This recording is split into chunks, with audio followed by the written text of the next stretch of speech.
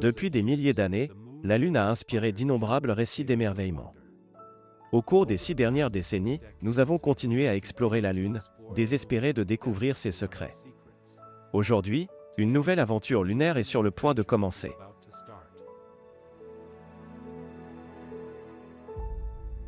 Bonjour à toutes et à tous, je suis Woolley. Grâce aux dernières technologies XR, VR et AI, je viens d'atterrir sur la face cachée de la Lune, l'hémisphère lunaire qui se situe en permanence à l'opposé de la Terre.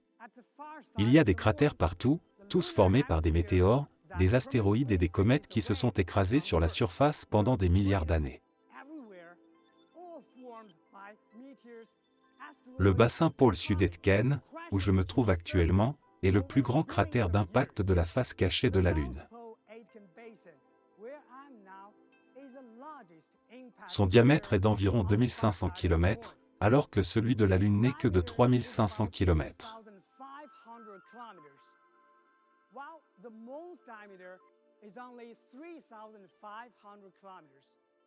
Oh! Pourquoi y a-t-il un lapin ici?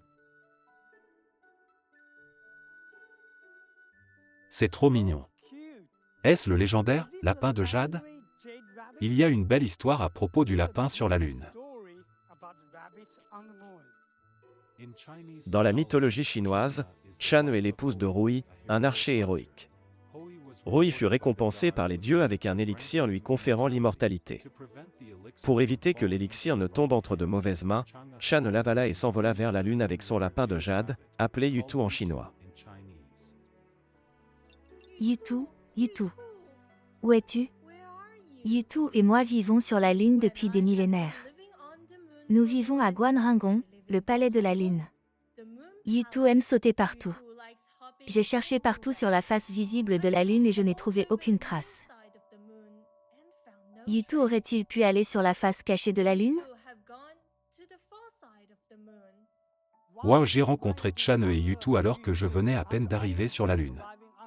Quelle chance! Et, ici.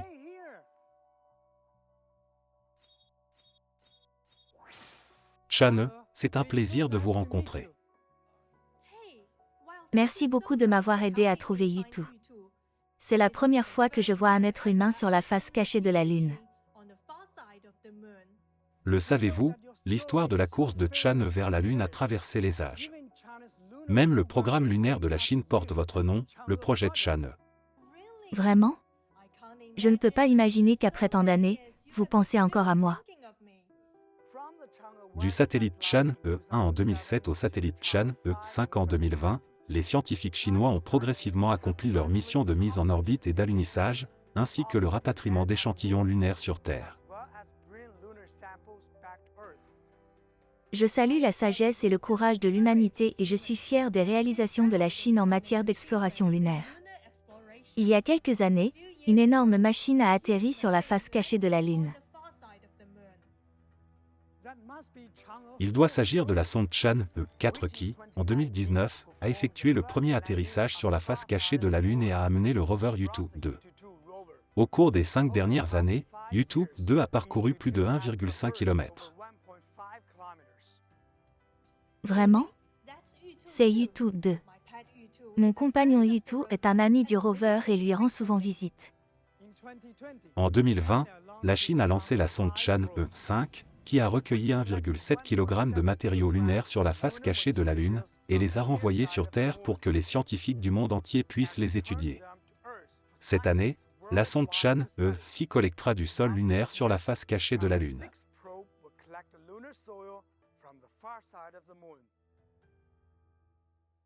Quelles sont les différences entre le sol de la face visible et celui de la face cachée de la Lune? Le sol du côté le plus éloigné est généralement plus ancien que celui du côté le plus proche. En analysant ces échantillons lunaires, nous pouvons étudier l'origine et l'évolution de la Lune et de notre système solaire.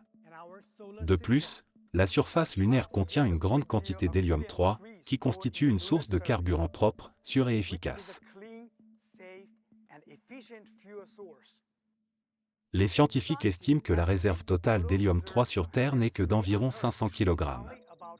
Mais il y a potentiellement plus d'1 million de tonnes enfouies à la surface de la Lune, qui pourrait répondre aux besoins énergétiques de notre planète pendant des milliers d'années.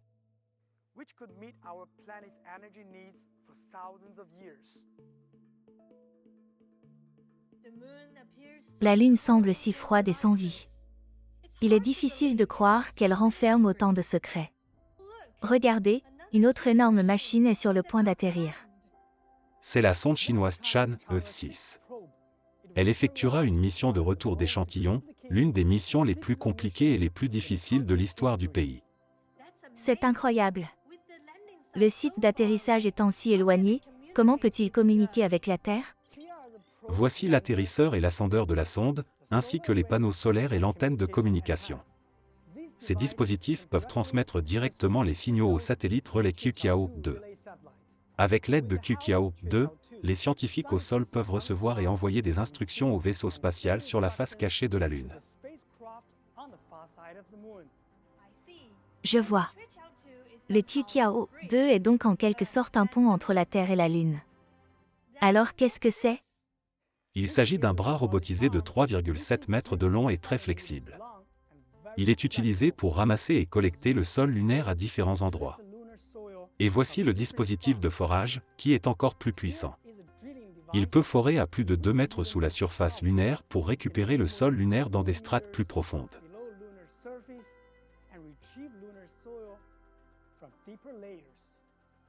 Merveilleux.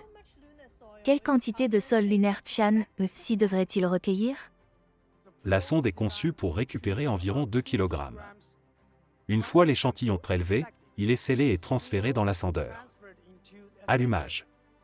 L'ascendeur a décollé de la face cachée de la Lune et entrera bientôt en orbite lunaire. L'ascendeur s'arrimera à l'orbiteur, et les échantillons lunaires seront transférés dans la capsule de rentrée. La capsule de rentrée rapportera finalement les échantillons sur Terre.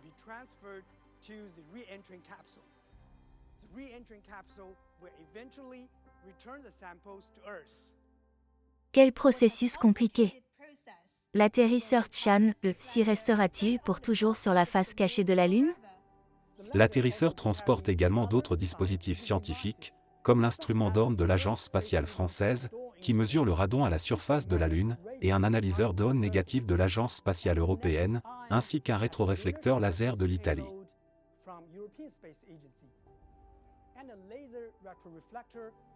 Il semble que la Chine travaille avec de nombreux autres pays pour explorer la Lune.